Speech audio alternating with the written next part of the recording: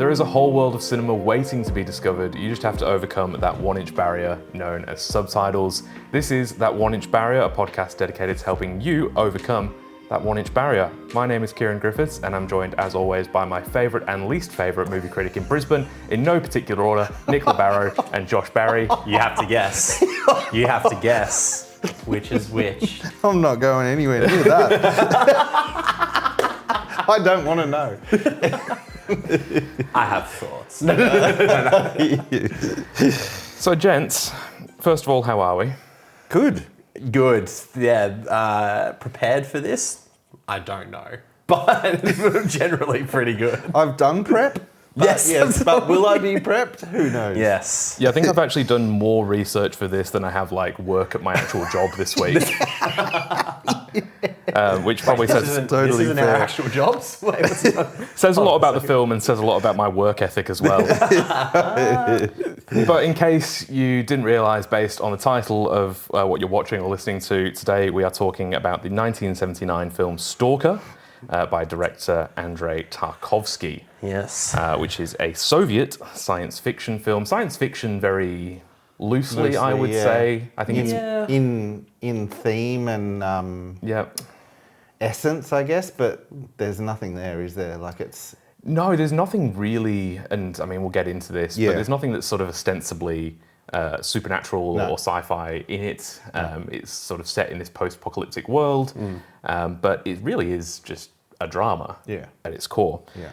But to give you a bit of background on the film, it is loosely based on a 1972 novel called Roadside Picnic, and I emphasize loosely. Yes. And the film tells the story of an expedition led by a figure known as the Stalker, who guides his two clients, a melancholic writer seeking inspiration and a professor seeking scientific discovery, through a hazardous wasteland to a mysterious restricted site known simply as the Zone, where there supposedly exists a room which grants a person's innermost desires. So it's a pretty, it's pretty out there, but it's a pretty straightforward plot of the film. That is the film in a nutshell. Yeah. There's really not much more to it than this sort of journey that these three characters go on into this restricted and sort of somewhat mystical place known as the Zone and the Room. It's funny how the story, or the foundation of the story itself, sort of balances this. It seems unique. There's an element of it that you kind of, going into it, especially when we sort of read up before watching it, you go into thinking, oh, this is going to be an incredibly out there, with that sci-fi essence, unique thing. But Kieran's right. It's actually a far more straightforward narrative than even I was anticipating as well, which is definitely going to be something that comes up in the conversations later about anticipations and expectations for a film. But I think based on its notoriety as arguably one of Tarkovsky's best films, it was a very interesting experience going into it, knowing now, and having watched it, knowing this straightforward story that it actually kind of is, and it's all about what happens on the journey. I guess, more so. I'd seen it before once. Yeah. I don't know when. I sort of went to track that and couldn't see, but that time I had gone in completely blind. And this time I went in reading that blurb, and for me it really helped. Yeah. Just knowing that there is this thing called the Zone, that there's a room that grants, desires, and just knowing that just helped me follow that narrative much easier. Yeah, it's definitely one of those films that you don't want to read too much up on, but that little bit of context definitely helps. To give some background on Andrei Tarkovsky, he's widely regarded as one of the greatest, most important and most influential directors probably in cinematic history. Yeah. You listen to directors talk about directors, and Tarkovsky's one name that will often come up as a director that inspires a lot of modern directors, both big and small. Sure. And it's quite impressive. I was doing my research on him. Born in a small Russian village, with a population. Population now is about 400. Wow. So I don't know what it looked like in 1932. Yeah. But coming up in, he would have been 6 when World War II started, so he was sort of growing up during that World War II era Russia, coming of age during Stalinist, communist Russia, and then starting to produce films as a film student during the what I found was called the Khrushchev thaw. So it was the period of de-Stalinization in the 50s and 60s where Soviet Russia started to open itself up more to, art and things like that, and a bit more free expression. So it's a really sort of, important time to be coming of age as a voice in art in the Soviet Union. Some of his films, along with Stalker, as Nick said, probably regarded as his magnum opus. It was one of his last films he made, because he did actually die in 1986, so 7 years after this film came out. But also known for Ivan's Childhood, Andrei Rublev, Solaris, Mirror, which are all films that if you run in film circles, you've heard of, if not watched, and they're all regarded as being really important films. Have you guys seen any of his other stuff? This was my first. My first as well. This is my first. It was my first. I did watch Mirror yesterday or the day before, because I was just... this just got me into the world, and I straight away felt like I just want to see something else to compare and to see. I haven't seen any others. I just looking at lists and stuff online, though, that Andrei Rublev comes up in most websites' top lists. That comes up better than Stalker. Yeah, right. Interesting. Which I found really interesting. And I think Andrei Rublev was his second film, because I think Ivan's Childhood was his first. Yes, okay. Andrei Rublev is, of course, an important historical figure from sort of 15th century Russia. And I mean, I always see people talk about Mirror. And that... And Solaris as well. And obviously, got the remake but saw a lot of stuff on Solaris, and that compared to 2001 Space Odyssey and the kind of almost infighting between those two directors. Because he was outwardly spoken that he did not like Kubrick's films. I mean, they're two from what I know of Kubrick and what I know of Tarkovsky, they're big personalities. Right? They don't shy away from, director beef. And they, there's some pretty rough stories about the way that they treated cast and crew and things like that, because they're artists, they're auteurs. So it's really interesting comparisons between Solaris, which is obviously sort of a space-based sci-fi, and 2001: A Space Odyssey, both dealing with these very sort of existential philosophical themes. And that is, again, Stalker. It says here the film combines elements of science fiction and fantasy, but with dramatic, philosophical, and psychological themes. And that's very much, from what I've read, par for the course with Tarkovsky. He's operating on a pretty high conceptual level. It sounds like I think one of the things as well, in talking about that and talking about the loose adaptation of Roadside Picnic, from what I read as well, I think Roadside Picnic leans a lot heavier into the sci-fi elements, whereas Tarkovsky has said, I think he wrote it in his book, which was post his movies before he passed away. He said that was very much more of a launching pad to explore these philosophical ideas, or the idea of metaphysical things and the idea of existentialism and things like that. So I think he just found interesting stories to be like, I can talk about a lot of things. And not just a lot of things he's talking about, but a lot of things that people take away from Stalker based on what I've been reading about all day.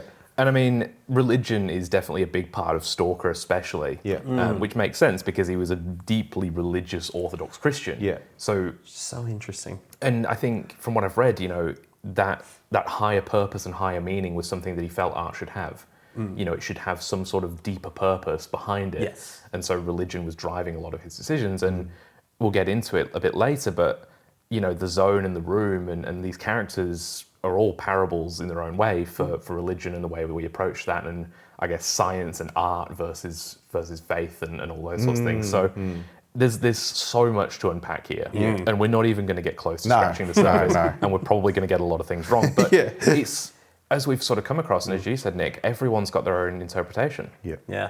And it's wild to go and read people's interpretations of this as well, for a film where personally I feel like Tarkovsky put all his cards out on the table. This is a very dialogue-heavy film. It's monologue after monologue after monologue, all sort of talking about these very similar things. And Tarkovsky has said it in his book, but it's also sort of, without saying too much and spoiling anything at the end of the film kind of has this big monologue about how we should all be leading with love as humanity. And I think that's a very powerful thing coming out of Soviet era Russia.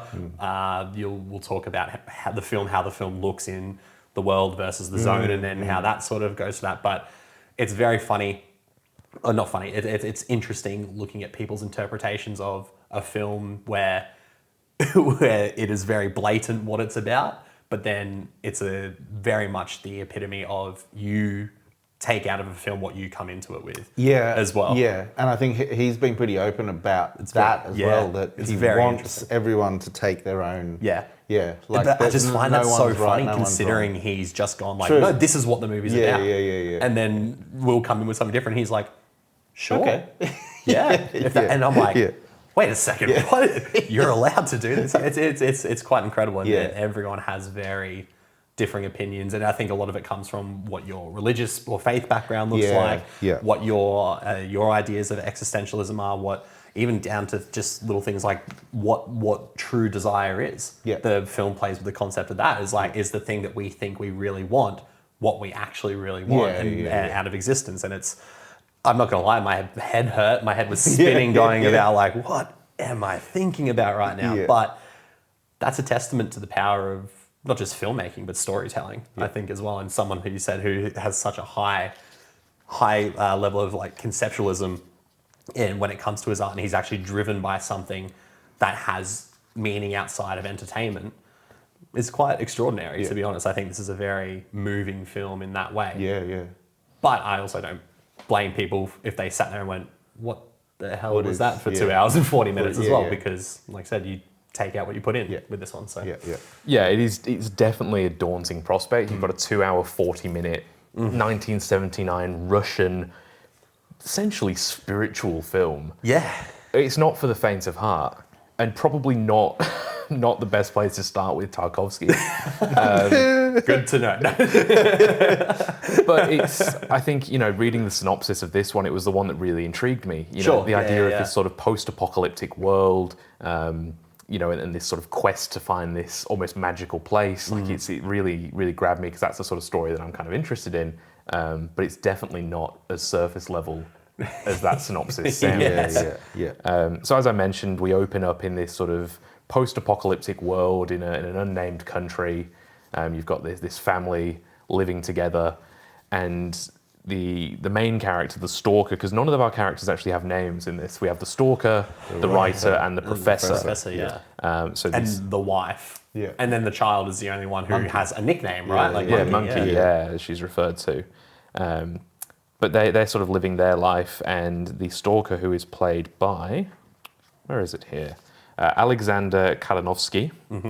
I mean, just on the performances, they are great in this. Oh God, yeah. Like when it's such a dialogue and performance-driven film and character-driven, like it all hinges on performances. I think we'll get into it a bit later, but the performances of the main trio, who take up probably 90% of the film, are awesome. But the Stalker is, hired by the writer and the Professor to take them into the zone, because the writer is a quite successful writer, but he's feeling very melancholic. He feels that his creativity is sort of expired and dried up, and he feels that the zone can reinvigorate him, and that the room, this room that no one really knows much about but is believed to grant wishes, he's going to go there and wish for, to regain his creativity. Find his spark again. While the Professor is sort of there for scientific discovery. He's a physicist, and he wants to try and sort of learn more about the zone and understand it. And we find out later on that he wants to win an award. A Nobel Prize. He wants to win a Nobel Prize for he wants to go to the room and sort of wish for a Nobel Prize, but also get that for the discovery as well. And then they kind of have to, break through this military barricade that is around the zone, because when the zone sort of appeared, we find out that the military went in and nobody came back out. So they were like, nah. And the Stalkers are the only people who know how to sort of navigate this. And I think, again, that's kind of comes back to that religion parable, right? In that they are sort of the priests, in a way. If the zone is religion, as a physical place, the priests are the people guiding people. The priests that guide the people through that journey, and the zone is, religion in a whole. So, definitely a lot of like comparisons there? I'd be curious to know, because I actually haven't read this, so it'd just be more of this is just a throwing out a hypothetical of what Tarkovsky thinks the barricade to religion is for people as well. People who want to find, obviously in the film it's the military guarding the zone, but I'd be very curious to find out what he thinks. That barrier to faith is for a lot of people, why they feel they need a spiritual leader to take them to somewhere as well. Yeah, because I think, like, for me as well, also that was a big commentary on like government control. For sure. Yeah, obviously this zone thing's happened. They're not quite sure. They've been in there. Nothing's come out. It's like, okay, let's just cordon it off. No one can go in, especially in the Soviet Union, right? That's right. Time, like you got to, as you're watching it, you're thinking that sort of stuff all the time. Sure. Because, like you said, it's an unnamed location, and it's specifically saying it's an unknown time as well. Yeah. And you kind of sit there and go, I think I have an idea. I wonder if the guy growing up in 60s and 70s Soviet Russia is making this about. The guy who's made his core themes of the movie so apparent, you kind of sit there and go, I think I know where this is. And I mean, obviously that whole start is in like a sepia black and white. Yeah, so that's something that Tarkovsky uses in a lot of his films. Is the switch between color and black and white. In this case, it's sepia rather than black and white. And it's the same in Mirror. Mirror as well. It's like I was reading here that when he's talking about color theory and his use of color in film, he says that he wants to use color to emphasize certain points. He doesn't think that you should use it all the time. He says, to him, films in color are like moving paintings or photographs, which are too beautiful to be a realistic depiction of life.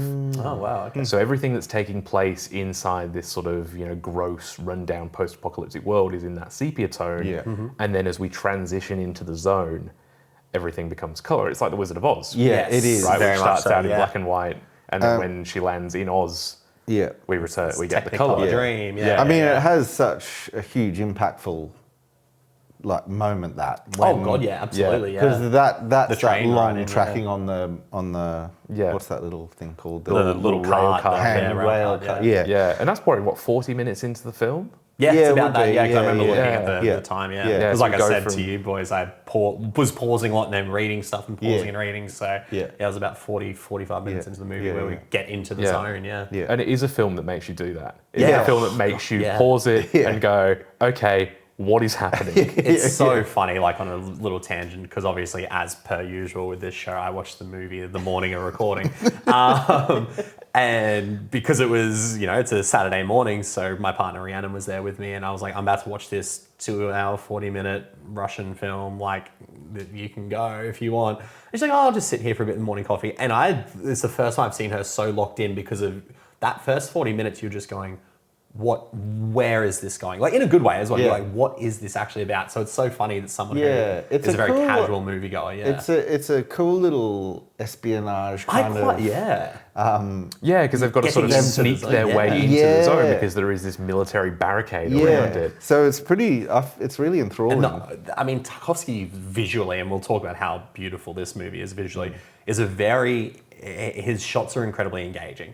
I just think about the opening shot of over the bed, and we start with the cup and then the wife, the child, and then moving back as well, which obviously that cup comes back into the end of the film in quite a cool way. But it's just a fantastic looking film. So I think once you're drawn in by the visual aspect of it all, the cinematography, the color use, his color theory, it kind of gives you this safety net almost of like, oh, this is probably going to be a good film. You're already drawn in by how good it looks. So then you're paying so much more attention on the characters and the dialogue and things like that. So it seems very intentional, but also very purposeful. I don't think there's a shot here that wasn't like, just put the camera here and we'll catch this. You know what I mean? Well, you'd hope not, given that he filmed the film three times. Well, let's talk about that. So poor guy. and this is in the era of film when it was expensive to shoot. So he shot the film in its entirety, essentially, 3 times over. Fired his first cinematographer. Because so they basically filmed on some experimental film stock Yeah. from Kodak. Now that I read since then, Yeah. Alien, Blade Runner, The Shining, Star Wars, All these use- incredible sci-fi use that. movies. Wow. And The Shining. that film stock, but he was like right at the start. Filmed for almost a year Yep. before they even looked. So then they got back and then they looked at it and all the color was wrong on it. Because the Russian film production labs didn't know how to That's use, right. Use that film, yeah. expose this new experimental film. So then cinematographer got fired, and then on to the next one. Imagine doing that in front of the big personality of. Yeah. of and then the Tarkovsky. next one they didn't get on either. So another lot got filmed, cancelled, and then third cinematographer. A lot of waiting. Yeah. Hey, if you're gonna do it right. Yeah, That's right. but I mean, there's the original film was destroyed in a fire. Okay. There are people that have seen the original, and it was pretty much the whole film, and except for the color differences and stuff, they've said it's almost an identical. Like his crazy. shots were just so purposeful, exacting. Very meticulous. And, Yeah. Not that there are films out there that don't have storyboards and shot No. lists and things like that, but this is so deliberate and intentional. It's not just, Painstakingly, okay, go and get a shot of this guy waking up and getting out of bed. Yeah. It's like, Yeah. you're going to get it from this angle, you're Yeah. going to move the camera this way, Yeah. and it's going to be for this reason. Yeah. And on the topic of shots, oh boy, there's a lot of long shots in this. Oh yeah. So we found out this is a 160 something minute film. Yeah. There's about 140 something shots. What do you say the average shot duration was, Josh? It said 88 seconds. 88. The That's average ridiculous. shot. I reckon there are more shots in about 2 minutes of the Bourne Ultimatum Yeah. There would be. So than there are in would this be. entire For film. context, There and on average, a 2-hour film can have anywhere between 2,000 to 3,000 shots. Wow. Yeah, right. That This is one good has context. 140 with an extra 40 odd minutes added on there as Yeah. well. So Wow. this is there's very, very deliberately paced shots, and I think the speed a camera moves is very deliberate. Yeah. The most noticeable one is the transition from the real world, I guess, for lack of a Yeah. better word, into the zone, Yeah. and just being on that cart journey. The sound effects used in that are truly incredible as well. They are. And And they then- turn into music. It really does, Yeah. doesn't it? Yeah. So that's a really interesting point that I was reading up about, is that they wanted to sort of blur the line between what was music and what was sound effects, because Tarkovsky, from what I've read, doesn't sort of believe in score in a traditional sense, because he feels like it's emotional manipulation. It's like right. cheating, right? Yeah, okay. Interesting. You know, so he sort of wanted to make you uncertain whether what you were hearing was music, Yeah. whether it was the ambient sound effects, or was it the zone making these sounds? Yeah, You know, yeah, like yeah, there's yeah. these almost like I think it's some sort of like Turkish guitar, similar to like a sitar, right? Right. That you would have heard throughout the film. It's like, and it's sort of like a really ethereal sort of sound. It's like, okay, this is something that the zone could be making. Yeah. You could just hear this in this weird place. Yeah, yeah. That feels like the foundation for a lot of sci-fi scores now too. Yeah. You can think about that around that time, Alien and Yeah. Blade Runner and Yeah. movies like that, and all have that sort of very ethereal sound. You could do now. Yeah, Big yeah. time. It's so funny when you're talking about directors doing these massive, heavy thematic pieces. Denis Villeneuve popped up as someone who I was like, that guy strikes me as like a modern day Kubrick, a modern day Tarkovsky, who it just doesn't manages to be a big personality without being a dick, apparently. So I don't know how he manages to do it, but like that's, you know what I mean? He strikes me as a filmmaker who Yeah. seemingly probably, I don't know this for a fact, but probably had a lot of inspiration from people like Tarkovsky and I mean, this has a lot of sure. similarities to something, or Arrival has a lot of similarities yeah. to something like this. Yeah. yeah. You know, dealing with those same sort of like existential and psychological and spiritual questions. Yeah. And even Blade Runner. Blade to Runner. an extent as well. The only other I film, mean, the film that really popped up, The biggest one. Annihilation. Yeah. Alex Garland's Annihilation. basically like Yeah. when I finished it, I'm like, that like That's Annihilation is that. Yeah, Like there's very a much so, zone, yeah, they yeah. don't come back from it. Yeah, Like it's all about it's existential. Yeah, there's a room at the end. Alex Garland's probably another filmmaker who's very I'm much, sure. I Yeah, think yeah. ponders these bigger questions and uses, Yeah. sees a lot of purpose in art as well. So it's Yeah. quite, Yeah. it's cool how Tarkovsky's inspiration has bled into, what is this, 40 odd years later, Yeah, almost yeah. 50 years Yeah, later, yeah, right? yeah, So Yeah. One director who and it's probably not the first one I would think of, but there was just elements of Stalker that, especially in the sepia tone parts, Sure. really reminded me of Chaplin stuff. Oh. Yeah, okay. Like the framing and the composition, the way so that that's things quite move. funny Sets. because to me, I just was thinking of the delicatessen. Yep. Yeah. And remember in that episode we were mentioning about the Chaplin-esque Yeah. kind of in How the funny is sewers that? and stuff. So that's very, really yeah. interesting. Yeah, Which yeah. I wouldn't be surprised. I mean, Chaplin was, one of the earliest pioneers of cinema as a Yes. medium and an art Sure. form. Yeah. And I think Tarkovsky has listed City Lights as I did read Okay. that. one of yes. his favourite films Okay. of all time. Okay. Yeah. I think he had his 10 favourite films, and I think half of them were Ingmar Bergman. Okay. I think so, yeah. He had Kurosawa on there as well, Yeah, I believe. He had Seven Samurai. on there, Oh, yeah. okay. Yeah, yeah. I think that brings up something as well that's I thought was outstanding in this film, and that is the set design. Oh, in man. both worlds, though. Yeah. Like, the zone is Yeah. this eerie forest-like place with desolation and destruction Yeah. that you don't know where it's come from. It's rugged, it's run down, it's dank, it's damp. Mm. But then when we're in the real world before they go into the zone, I love the way that looks. It's off-putting. It doesn't look real, but it is. Yeah, in I this found sense. I was just always drawn to the walls. So was I. Because Yeah, all yeah, the yeah. walls had different textures and there was a lot of looked texture going on in all. incredible. Yeah. But that kind of that Always real seem to world. have like a wet ground, like even in their apartment and then when they're at There the was bar. just- The Water's bar. apparently There's a water. big thing Yeah, okay. in Tarkovsky's films. I Okay. don't know what the meaning behind it is, but water is a... Yeah. Okay. And Yeah, that 'cause I kept definitely thinking, plays why into it is there- later in the film as Yeah. well, and we'd cut to shots of Yes. things in water. Yeah, Oh, yeah, true. yeah. Yeah. Like random objects we'd see. The rain starting at yeah. random points, and yeah. Yeah. But the shots So in that the zone... Chaplin thing is what reminded me of it. Sorry, like Yeah. when I was watching those first, I was like, this has a movie set quality to it, but it still has this very real. I don't know. It just felt gross to look at in a Yeah. very. Yeah. The spectrum of that is quite It interesting. felt, to me, felt really real. Like I was, yeah, while I'm yeah. watching, I'm thinking, he's obviously found these places, which then I incredible. later read that they did.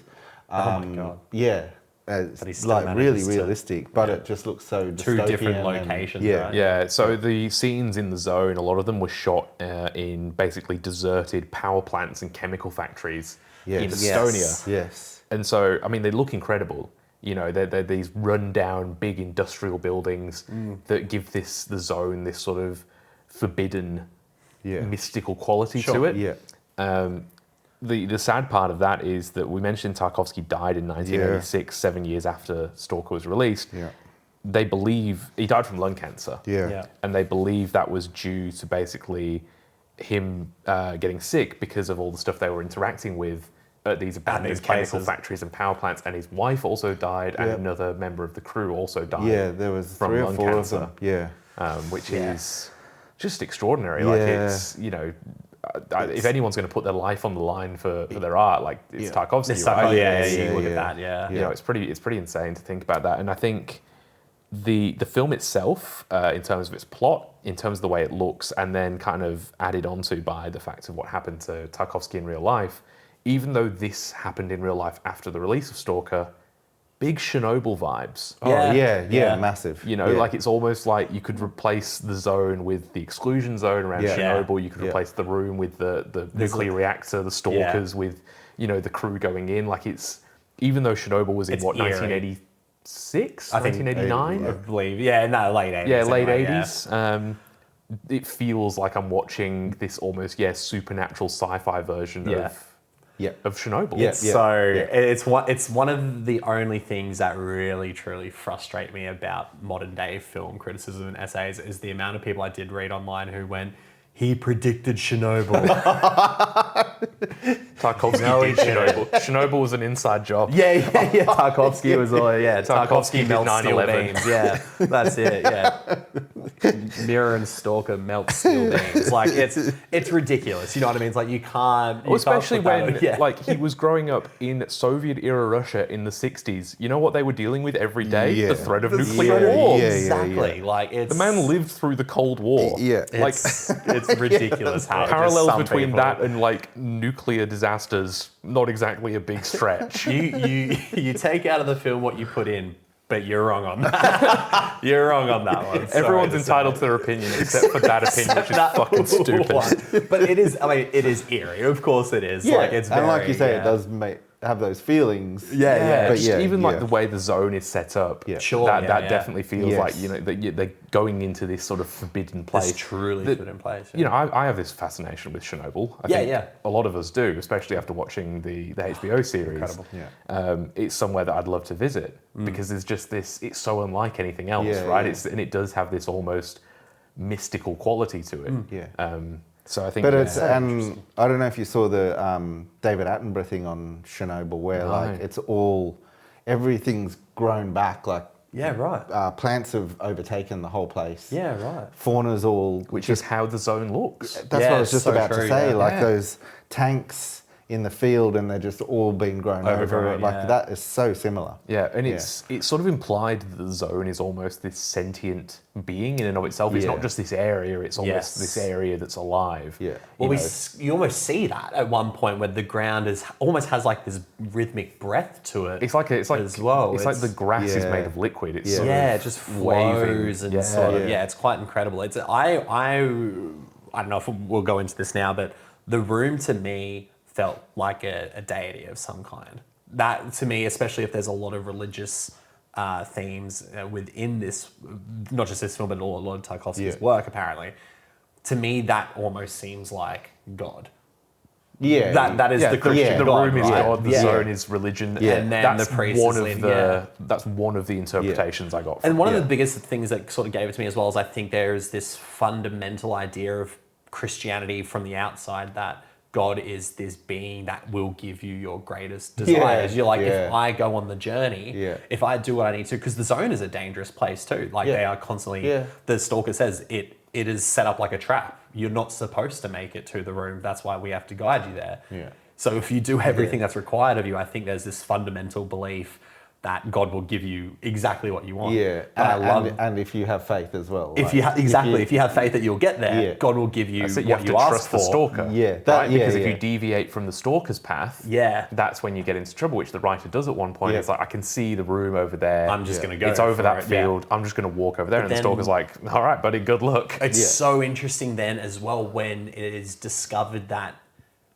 the room will not give you your selfish desire, the thing that you ask for, because there is a story we then hear later on about that, but it will give you what your deepest desire Yeah. is. Even if that's not what you know you No. want. That's and right. that's quite incredible to Yeah. me. I think that's, there's this very much outlying thing where Tarkovsky seems almost angry at not just secularism, but religion in a secular world as well. I feel like there's like some sort of anger, and I don't know whether that's he thinks he was like, not putting this in any sort of like belittling terms, like he was a better Christian than other people, or was he battling with the fact is like, am I actually being the correct way Christian? As I mean, well? I It's think quite interesting. that's just commentary on humanity itself. Sure, yeah, for and, sure. And how we all, and how anyone deals with religion, and how we all like See push our zone of against- interest episode for our thoughts on religion. We were very subtle with those, weren't we? That's right. Tarkovsky would be proud. God. But Yeah. just like the faith and Sure, yeah, and yeah. taking the right path, and like just that humanity's. It's quite interesting, yeah. Everyone as a human has that struggle. Yeah, no, absolutely, yeah. Yeah. Desires. Selfishness versus selflessness is what I took away from that. Yeah. And the stalker at the end of the film very much has his own faith and belief shaken. Sure. Because he talks about how he never goes into the room. Yeah. You know, because because people come to the zone when they're desperate. Yeah. And he only takes people who he believes are worthy to go in Yeah. because it's their last resort to get what they want from life. Yeah. But he never uses the room because his desire is to help people. Yeah. But then it sort of questions, is he as selfless as he makes out to be? Does he like playing God in his own way by being the decider of who gets to go into the room and who doesn't? Yeah. You know, guiding these people and playing sort of judge, jury, and executioner on a faith-based level. Yeah. There's so much happening in this movie. I think there's like one scene that really grabbed me and stuck with me and has stuck with me ever since is when they get to the zone and he walks off on his own for a while and he's like, oh, you guys stay here, and he goes down and he just gets onto the ground in the grass and he just starts lying there and rolling around there. It's like he's getting physically in touch with the zone. Yeah. And again, it's that prayer, right? That's And he's been out of the zone for a while, so it's almost like he's come in and now he's being replenished and by the energy of the place. Right, filling his own cup before and that's interesting. Like how you're saying then before, I feel like he's kind of addicted to that feeling. That brings up something that I thought was quite interesting about the film, and that it is a film intentionally of many contradictions, especially within the characters. And I think that's probably a part of Tarkovsky looking at those flaws of humanity as well. But I kind of thought about the Stalker as someone who wants to help people, but at the sacrifice of not giving that same opportunity to his family, which is quite interesting. I thought that he is more than willing to leave them behind and risk going to prison for what he does, putting them in a worse position to put someone else in a better position. You talked about wanting to help desperate people. We saw the desperation of his wife when he left, who's literally on the ground screaming and crying not to go. Then we got a writer who's scared to lose his creativity, but doesn't actually create anything original. He asks what he's written about, and he goes, I write about other people. Like, I don't come up with anything, I just write about other people. So I thought that was a very interesting contradiction. Then you got a scientist who wants to be rewarded for discovery, but then wants to destroy everything that comes from that. So I just thought, these characters are just these very intentional walking contradictions, which makes the morality of all of this far more interesting as well. You kind of go, when it comes down to what that true desire is on the inside, the flawed fundamentals of humanity, we deserve it, I think is an even bigger question. It's almost like Tarkovsky goes like, we deserve the room? Do we deserve God? Do we? And it's I just find it so interesting. It's like, I also got flawed from that with his family though, I also got that there was an obvious slight struggle that he had with the zone and the room. Because he sort of said to them towards the end, I don't want you going. Like, I only take these desperate people. And I got a sense of he was a little bit worried about kind of what happened to them and what their deepest desire was. Like, you don't know that before that's very true. So how would that affect how do him? I know what my wife wants? How do I know what my kid wants? There's also the whole thing where the child monkey can't use her legs.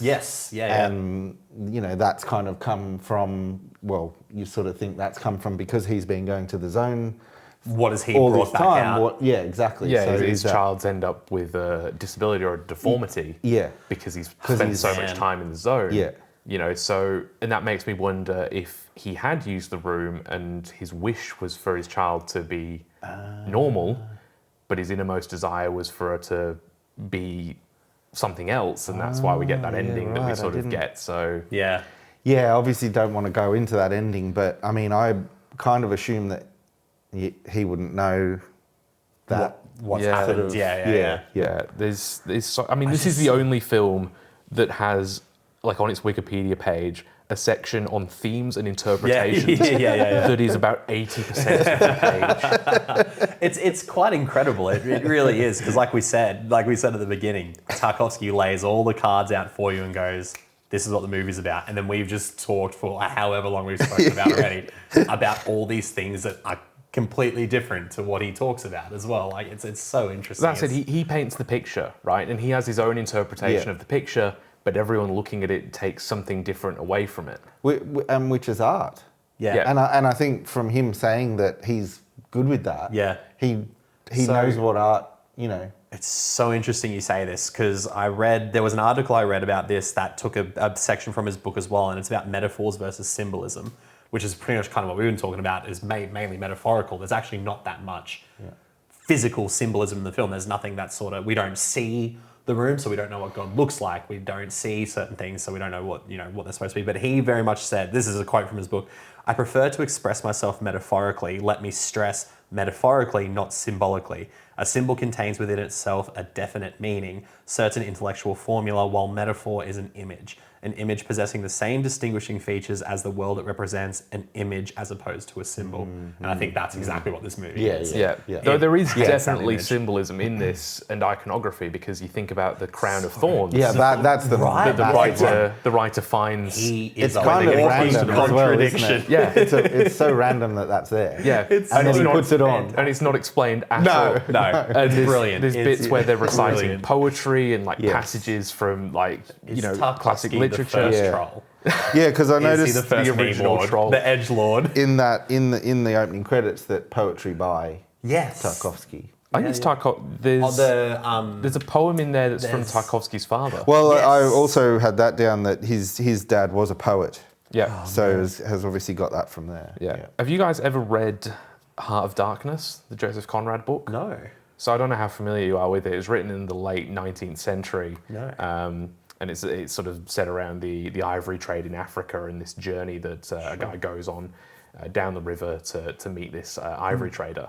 It's basically Apocalypse Now, right? Apocalypse Now is basically just Heart of Because Darkness. Heart of set in Darkness Vietnam is the War. documentary Oh, yeah, that yeah. is about the making Yeah. of Apocalypse Now, yeah.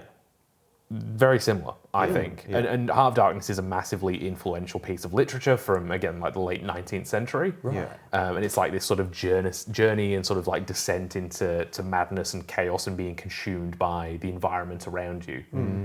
Which, Yeah. you know, Yeah, you think yeah, about yeah. Apocalypse Now, that's what that is. Yes, Very much it so, is, yeah. And Love that this feels like that on a more spiritual Far level. more Yeah. spiritual level, Yeah. right? Yeah. Yeah, for sure. And I think it's so important, right, that the three characters are the stalker, the writer, and the professor, because they're each approaching it from their own way. Different, yeah. The professor wants to sort of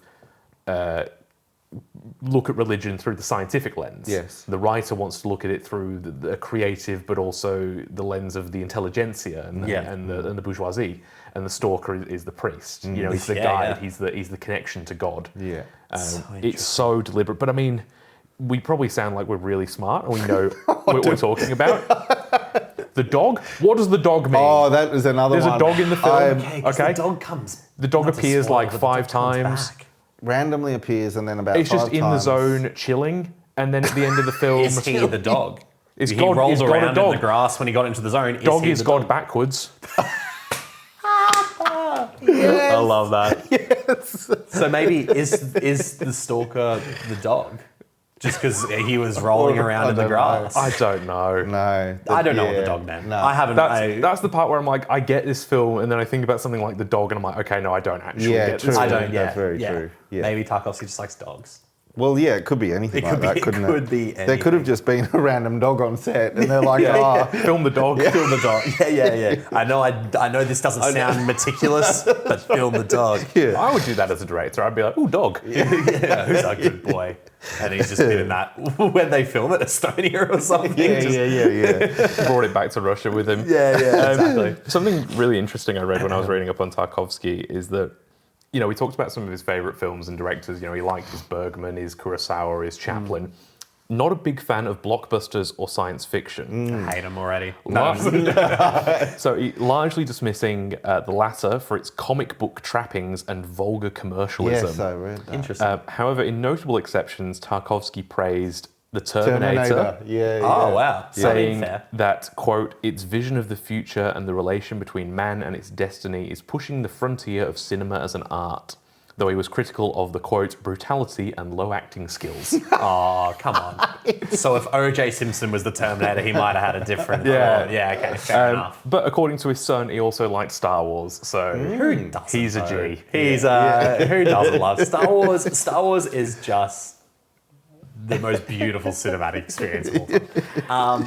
It's interesting though what his takeaway from Terminator was the relationship between robot Man and and man, its right? destiny, yeah. Well, yeah, exactly right. Because Terminator definitely has these existential vibes to it. It's just not as blatantly obvious. And that's very much a James Yeah. Cameron thing, right? He hides these more, you know, not always existential, but like obviously with Avatar, we got ecological themes and stuff like that in his films behind the veil of an action blockbuster as well. what peeks through is up to the audience, depending on how far you want to read into Avatar. But that's the Way of difference Water. as well, I think, between sort of like Western filmmakers 100%. and we look at these foreign directors is you look at James Cameron, you look at even Denis Villeneuve, right? Yeah. Denis Villeneuve is sort of, I think, the peak of like blockbuster art house cinema at the moment. Yeah. You know, he's the closest thing that the mainstream world has to an art house director. Yeah, for sure. But then you compare him to your Bong Joon-ho's, you Yeah. compare him to your Alfonso Cuaróns, you compare him to your Andrei Tarkovskys. And these guys, I don't know if it's because they're not from the US, they don't, I mean, I know Villeneuve is French-Canadian, but he's making films in Hollywood. Yeah. I don't know if it's because they feel less beholden to, you know, trying to appeal to mainstream sensibilities. Well, whereas less they're beholden just to a studio, right? Yeah. Who's financing your film as well at the end of the day, you know what I mean? Like that's the big Though I wonder issue. how much of, because obviously I imagine that, you know, media in Soviet Russia would have been state controlled. Absolutely, yeah. I wonder how much of this was funded by the government of the USSR, Yeah. Yeah. you know, and how much say they would have had in the film. Because I know with Andrei Rublev, they weren't particularly happy with it and made him cut things out. Sure. Well, same with The Mirror. Okay. Yeah, right. They almost canned it. Like they wanted to sweep it under the carpet because they said it was too personal. Yeah. Oh, Yeah. well, sorry. Can't have feelings in the US. Yeah. Well, I mean, it's a communist state, right? Yeah. It's like all for one, one for all. You Yeah. know, there's no sense of self-identity and individualism. Laugh Yeah. now, cry now. Yeah. That's the sort of yeah. Yeah. It's very interesting. Praise Stalin now. It's, Yeah. That's it. Yeah. Yeah. but I think that's what makes it so interesting in that Tarkovsky's films are both so personal and so universal because even if we're not religious, we're dealing with these same themes of existentialism Yeah. and desire and humanity. Yeah. Who are we? What are we here for? Yeah. What do I want out of life? Yeah. Performances, we talked about at the start. I think they're all great. The three main performances. So we Yeah. have, as I said, Alexander Kadanovsky as the Stalker, Anatoly Solonitsyn as the writer, and Nikolai Grinko as the professor, but voiced by Sergei Yakovlev. So I noticed this, right? There was Yeah. a few times I definitely noticed that his audio specifically was quite out of sync. And his voice which one was didn't- voiced by? The professor was dubbed. Was there any reason for that? I didn't find anything. From what I gathered, and I've not actually been able to find a definitive answer on this, it's basically because Russia being such a big country and having actors from sort of those other countries around Russia, Ukrainian.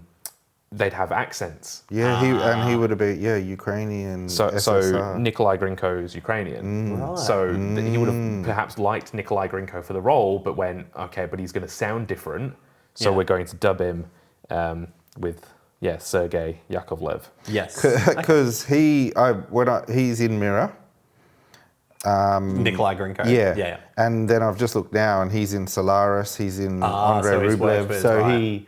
And I think Anatoly Solonitsyn, who's the writer, is in a few of the films I as wonder well. if he's dubbed in Mirror. Mirror was obviously before. You would 4 think years so. before. It Must have would be been. weird if he wasn't. Yeah, for But sure. it's not as noticeable as watching something like The Good, the Bad, and the Ugly.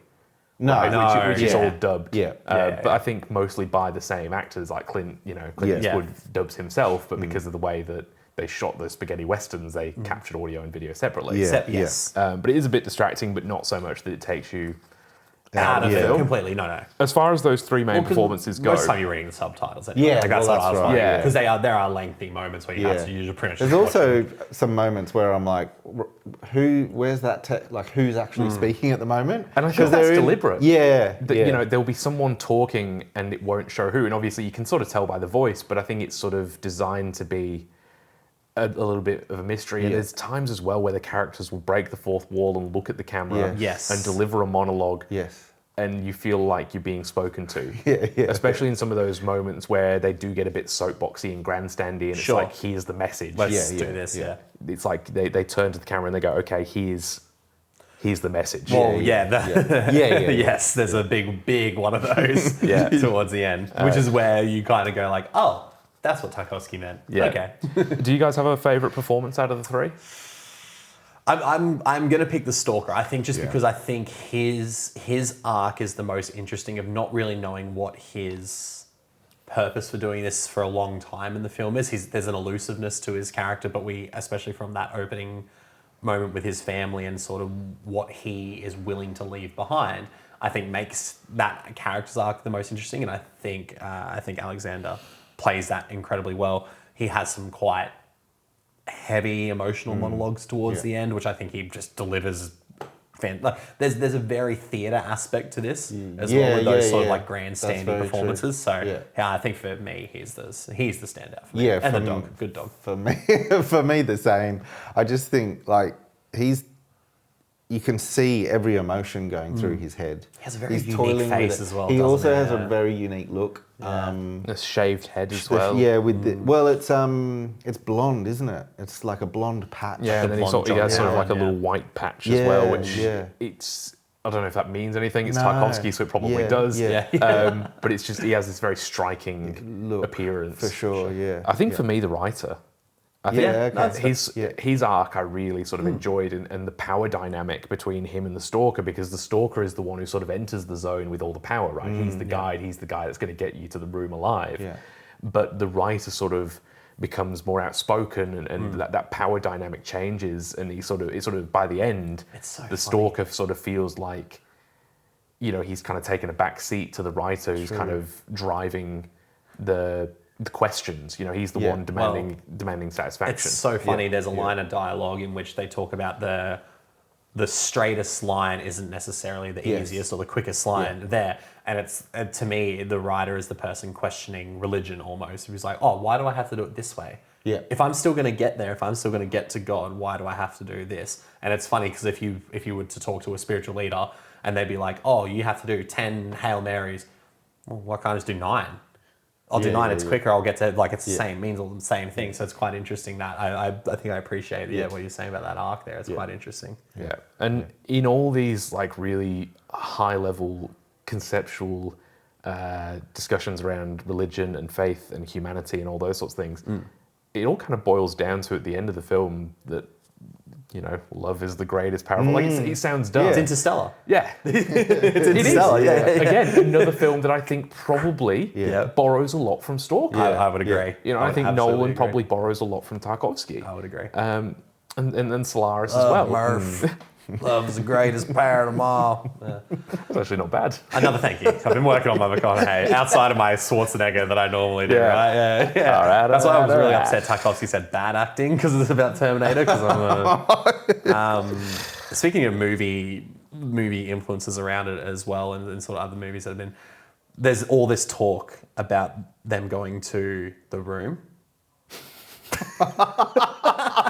So you wanted them to just open the door to the room. I'm surprised I wanted them to wear the shirt. I should have. You should have. Because when they get there, and whatever happens with her, I'm just really, really disappointed. At no point did Tommy Wiseau show up. You just imagine him walking in that big dramatic finale, hi, Mark. I would have loved it. He should have walked in with the crown. Hi, the Stalker. room shows you your greatest desire, and he goes in, he's like, push Mana's back in your pocket, motherfucker. Hi, doggy. Hi, dog. Tommy would have known what the dog's doing there. Tommy, hi, doggy. So what we're saying is Tommy Wiseau is a greater auteur than Andrei Tarkovsky. I'm tired of pretending that he's not. I am saying it. It is true. I mean, you look at all those Tarkovsky inspirations in the room. You can't not deny that Wiseau is the modern day Tarkovsky. But yeah, if you haven't watched, The Room is basically in a foreign language. We could do it on this show. You will need subtitles too. Sorry to derail it. No, that's all good. It's all good. I'm always happy for a detour through Wiseau. Through Wiseau. Yeah. There's a lot about this film that is so intriguing. I think that this is not a movie I think you can just purely watch.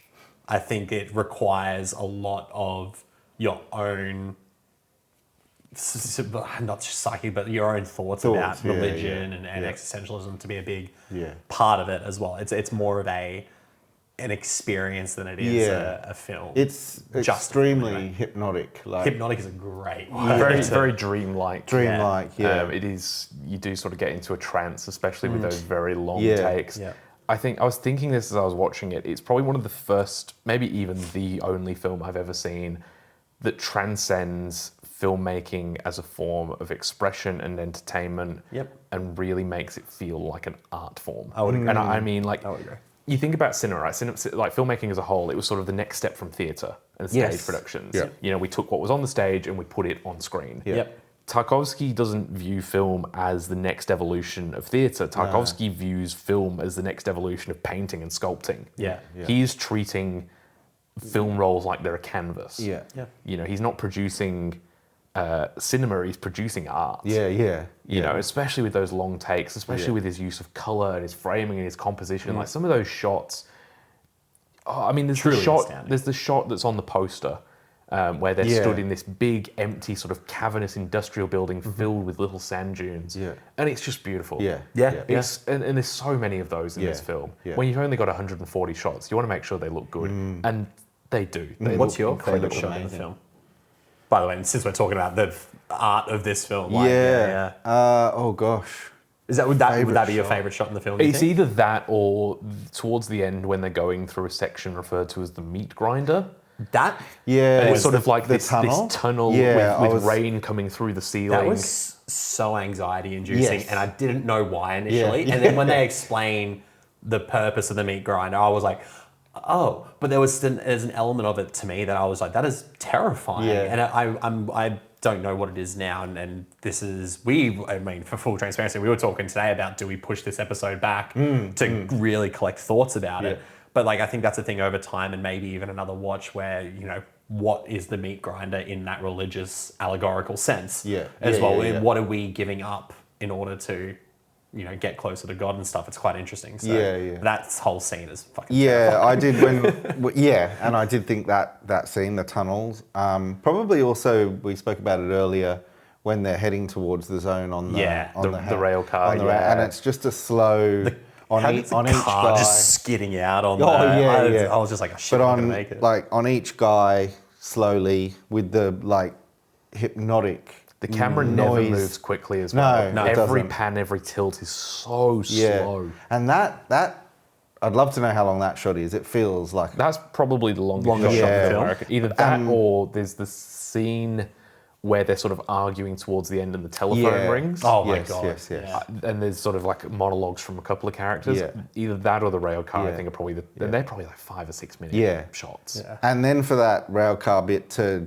just like go into color, I just Yeah, thought it's not that- even like a transition. It's No, just it's Yeah, just- you're in the if zone. we go yeah. from sepia To to full colour, color, yeah. you're in the zone. Yeah. the definition of in the zone. Yeah, My favorite shot, I have one shot specifically, and they're already in the zone by this point, and they're traversing through, and it's just before he does the first nuts and bolts of the sock yes, throw. yeah. And the camera just goes through that burnt out car where like you see the dead yes. military guy Yes, yeah. and it pushes through, and then they've just walked perfectly into I love the way the camera that- moves yeah. in this. Yeah. it's The way the camera moves through windows it's and hypnotic, doors. it's trance, like I can you're- say he does the same in Mirror. Okay. Yeah. There's It's a almost lot like of he's that. inviting you into these scenes a little bit. You start so far away from a lot of things. Yeah. And as that camera slowly moves in, it's almost like enticing you into something. And I think that's where that hypnotic trance like feel comes through. I just want to. I wrote this quote down, and I want to read it because Roger Ebert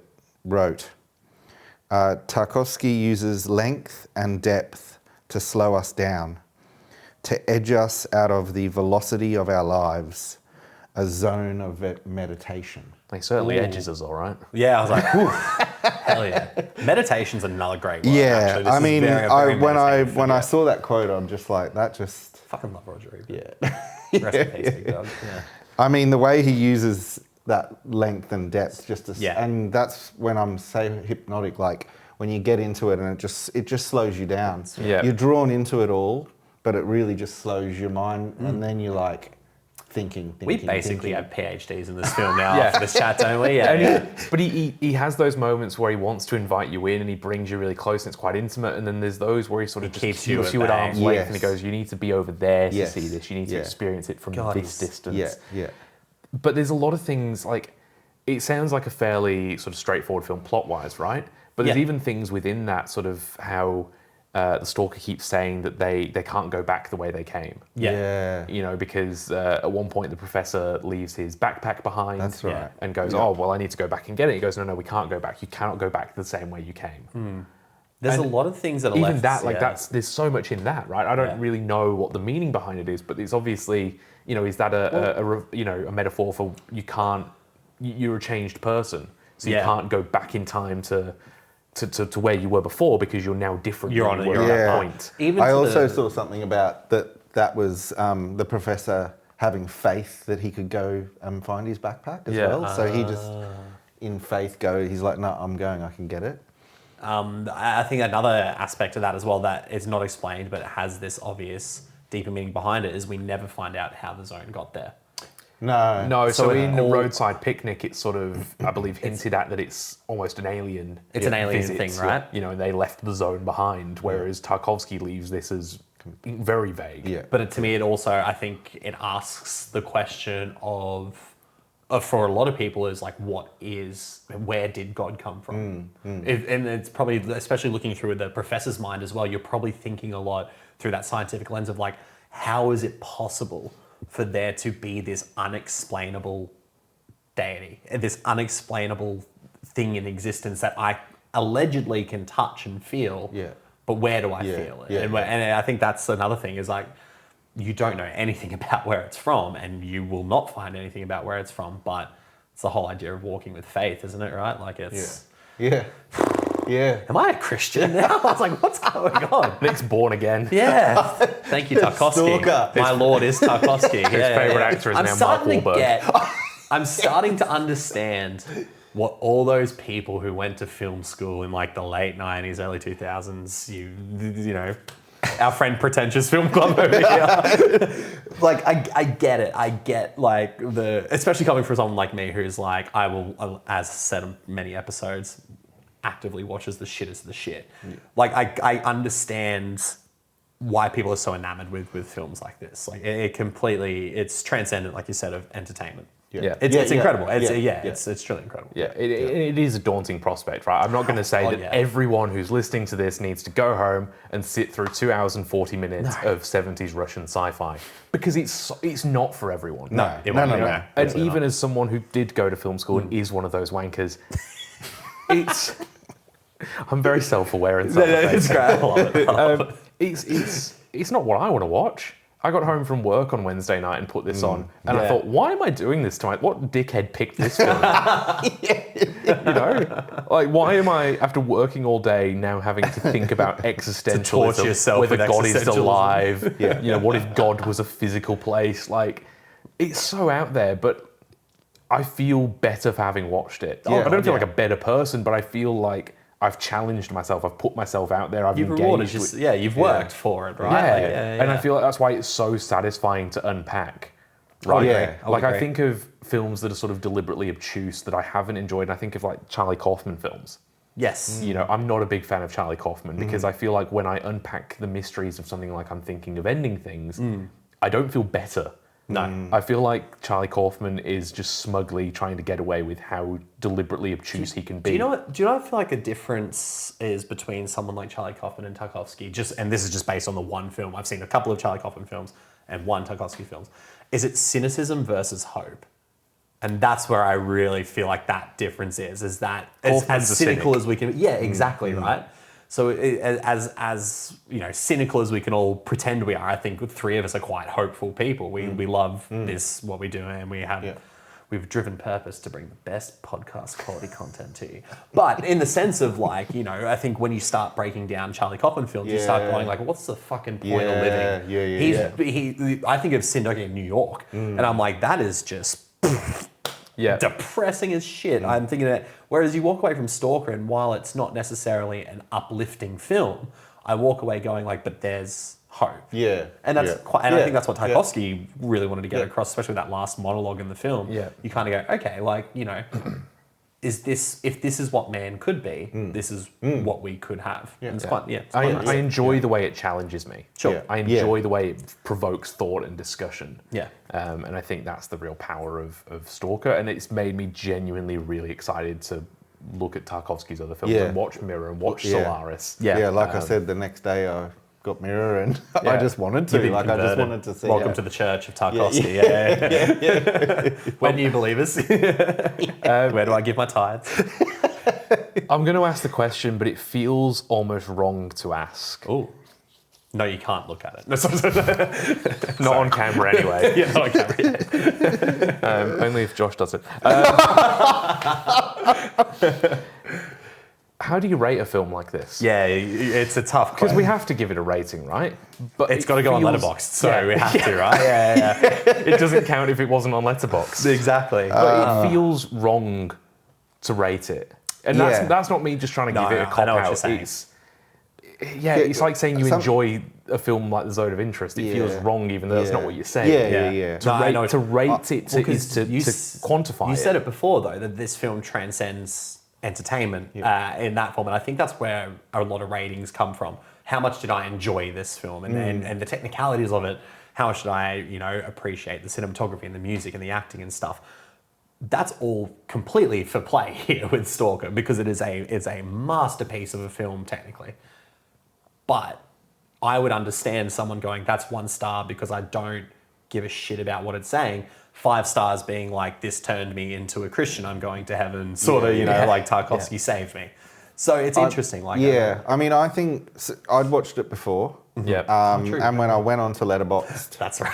to put this one in, I was like, oh, that was my score, and got rid of my score. And So what was your score originally? But before I say that, because I've also put Mirror on Letterboxd, and I just didn't score it, and I have just written I just need to watch that again.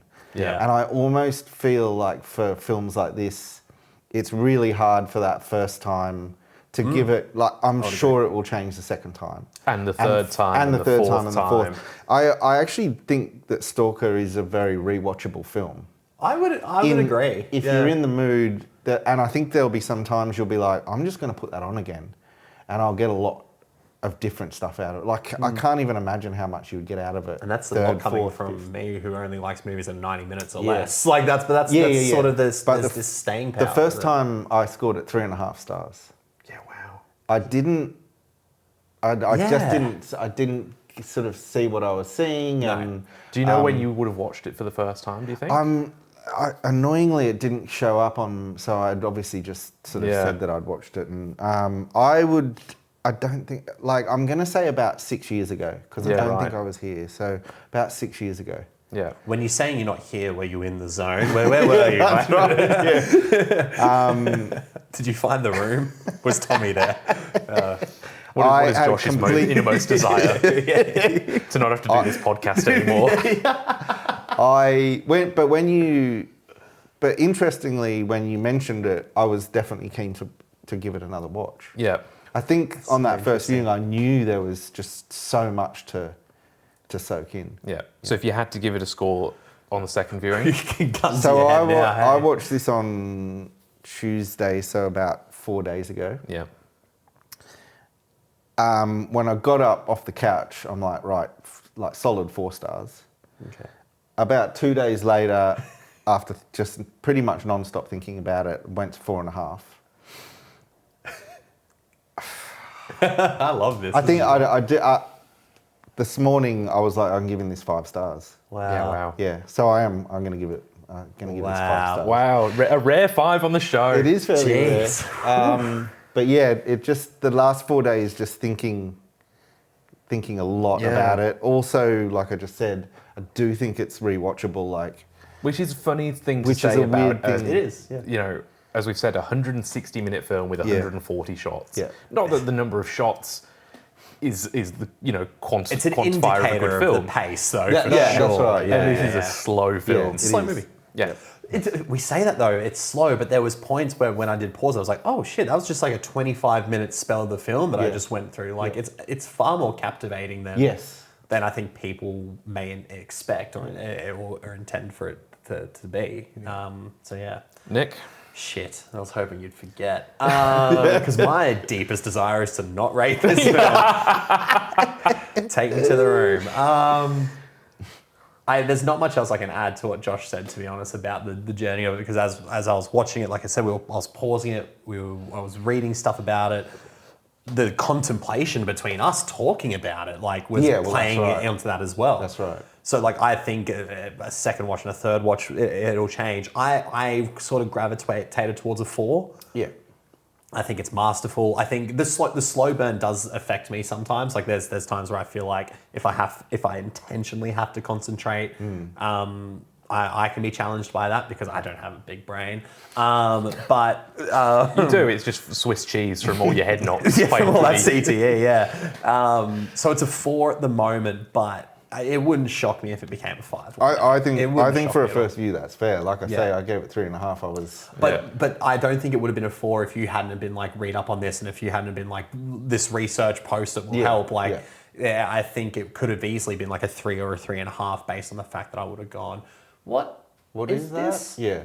And then, yeah. but now because I'm a Christian because of it now, so it should be a 6. Next Yeah. fan Jesus. Yeah, His name is Andrei It's a 10. Tarkovsky. It's a 100 now. So. But no, it's a 4 to start with. Yep. Yeah, Yeah. for sure. Yeah. But I see it going up. Yeah, for sure. And I don't think it would be unfair to say that, like, as far as like slow-paced films go, out of the three of us, you're probably the least. Oh, I hate it. Yeah. It has to be a really good Yeah. plus 2 hour movie for me to really give a shit. Yes. Like, yes. that's my fault though. I watch a lot of stuff, You so do, I'm just yeah, like, yeah. I need time. Yeah. It's like I could have watched 3 Garfields in this time. And that's what I'm going to do tonight because I've spent too much brain power on this. I need the Garfield movie. Yeah, it's a really hard one to rate. It really Right. is. Yeah. I don't even feel good about the 4. No, Like, I don't. and I don't think any score feels right. No. And as Nick said, we were close to postponing recording today Yeah. because, and we've never done that before. We've never postponed because of the film Because of the itself. film. Yeah. And I was yeah. so Normally close to pulling the hangovers pin on yes, this. and stuff. Yeah, we pushed through the Was that hangovers. turned Yes. off? So, like as Nick said, we were almost contemplating postponing recording this episode, which we've never done. Not because of the film itself. We've delayed recording because one of us has been hungover. Yes. All of Or I us. had to watch the Garfield movie. Yeah. Yeah. We actually had to delay because of that. So, I can't record that day. I've got the Garfield movie. What a day that was. Nick had it marked in his calendar for years. He's a big Chris Pratt fan. Big favourite of the Chris's. But I watched it, and I knew that Josh watched it around the same time I did, and Nick was watching it this morning, and I went, I don't feel ready to talk about it. I still feel like I need to do my research. I still feel like I need to sit with it. I feel like I might even need to watch it again. But we went, no, let's, like, it's all fresh in our minds. We've all kind of got these, we all want to talk about it. We all want to get it off our chest. Yeah. And that's evidenced by the fact that this is possibly going to be our longest episode to date. Yeah, I would say. And fair enough as well because of the film we're talking about. And I think the conversation's been fantastic. Actually, I've really Yeah. enjoyed this. Yeah. I haven't enjoyed any of the other episodes. This is But the I first really one. enjoyed Yeah, it only actually. took 27 Yeah, I was gonna episodes. say almost 30 episodes. But no, I think that's one of those things is that Yeah. it wouldn't even shock me if one of us down the track goes, let's revisit Stalker. You know what I mean? Let's see what's changed in the time. I think it just... Yeah, it's maybe that after sort of we've thing. watched more Tarkovsky. right? Yeah. I mean, he would be a great director to do a Yeah, month what on. would we do? For right? sure. Yeah. You've got Ivan's Childhood, you've got Andrei Rublev, you've got Solaris, you've got Mirror that we've not done. Obviously, Josh has watched Mirror now. I'm gonna have to rate it. I've asked you guys to rate it, so I'm gonna rate it. After finishing watching it, like Josh, I was probably at about a 4. Yep. And it is just sat with me. And I have not been able to stop thinking about it. I've wanted to read the Wikipedia page and watch these YouTube videos of people analysing it and going on Reddit and reading what people think of it. And it's probably about at a 4.5 now. Yeah. Sure. If I was basing this purely on enjoyment, it's probably like a 3-star. Yeah. I didn't enjoy this. I was pausing it every 20 minutes so I could kind of just get Yeah. mental reset, Yeah, right? yeah. It probably took me 3.5 hours to watch. Yeah. Just because I needed to take those breaks. Yeah. But technically, it's incredible. The performances, the filmmaking aspects of it in terms of the cinematography and the sound design and the set design that Nick talked about, all incredible. And I think its staying power and its influence, like you think of the films we've mentioned, in Blade Runner, Arrival, Yeah. Annihilation. We look at the work of Denis Villeneuve, Christopher Nolan to an Christopher extent, Nolan, right? and Kubrick, and it's incredible. And it's no wonder that Tarkovsky is referred to as one of the most important and influential directors in cinematic history, not just foreign directors, but any director. Yeah. You talk to a Cameron, you talk to a Spielberg, you talk to a Lynch, or Nolan, a Villeneuve, whoever, a lot of them are probably going to say Tarkovsky is one of the greatest directors who's ever lived. Yeah. And this is arguably his best film. I'm excited to revisit it. I'm excited to watch more of his films. And I've absolutely loved talking about it and dissecting it Absolutely. and picking it apart in a way that I haven't felt for almost any other film we've covered. So it's a 4.5. People say, why is it not a 5? You don't. Because fuck you. Scores are irrelevant, especially for this it's film. arbitrary. It's very arbitrary, which is everything this movie's not about. So, gents, any closing thoughts on Stalker before we wrap up? I'm excited to watch more Tarkovsky. Like, he was definitely a director I was putting off because I was like, only wankers like him, and then it turns out he's really fucking good. I feel like It turns out Nick's a wanker. Turns out I was the wanker all along. I feel like Danny DeVito in It's Always Sunny in Philadelphia, when he watches Mac's performance, he's like, I get it now. It's like, that's me. That's me. So I had my upcomings, and here I am, my comeuppance. And The real desire was the friends we made along that's the way. exactly right. I don't want to watch the Garfield movie anymore. Nick's giving up his film review life for a life of chastity and godliness. And you know what? It'll pay off in the long run. So that's Stalker. We hope you've enjoyed. We've obviously, as we said, really enjoyed talking about it, enjoyed watching this film, and excited to watch more Tarkovsky. And who knows, maybe we will do a Tarkovsky month in the future I if we're reckon that feeling could really come up. brave. Yeah. I don't know if I can do 3 Tarkovskys in a month. Though. In a month, That's quite a... I don't know if my brain... That's going to be a very long true. process to get that ready. But that's it for today's episode. And we're going to now go to Nick Yes. to talk about what we will be watching for our next episode. So it's a film that is going to require just as much research and thought into the existential themes behind it. That's not true at all. In fact, it's the antithesis of the long film, because we did a 2-hour 40-minute film. I thought, why not visit something that is a light-hearted... Why not average out the time? Yeah, let's do 2 movies that are the normal length of 2 movies, but one is just super long and one's super short. And I thought, who is one of the best super short international film directors other than Mr. Quentin Dupieux? So I picked a film of his that I hadn't seen before, because I was like, it'd be fun to investigate the man who literally releases 1, sometimes 2 films every year. And that is the 2020 77-minute romp, Mandibles. I cannot wait to discuss this film. I'm a fan of Quentin Dupieux's films. Well, I think My first was I've obviously seen Rubber. That was my first. My favorite is Deerskin. I've seen Deerskin. Incredible but true. It is weird as hell. Smoking causes coughing. Hilarious. Okay, I haven't seen that. Very weird. But Mandibles is an irreverent French comedy that...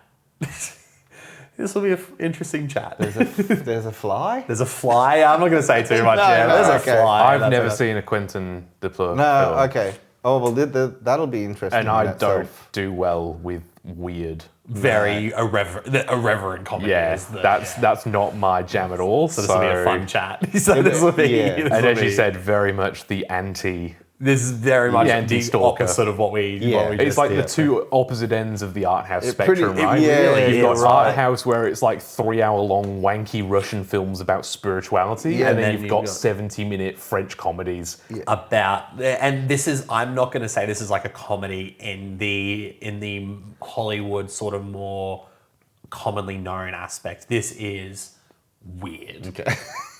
Great. It's weird. Are we going to see the lowest score on the show yet?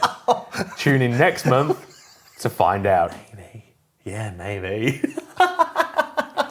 All right, thank you all for listening. Thank you for watching. Make sure to subscribe on YouTube and follow us on Spotify, Apple Podcasts, and all of those places where you get your podcast episodes. Yes. Follow us on Instagram, our own personal accounts, which will be in the description, and obviously that 1-inch barrier as well to stay up to date with what we're doing. And we'll see you all in a month's time for Mandibles. Thank you very much.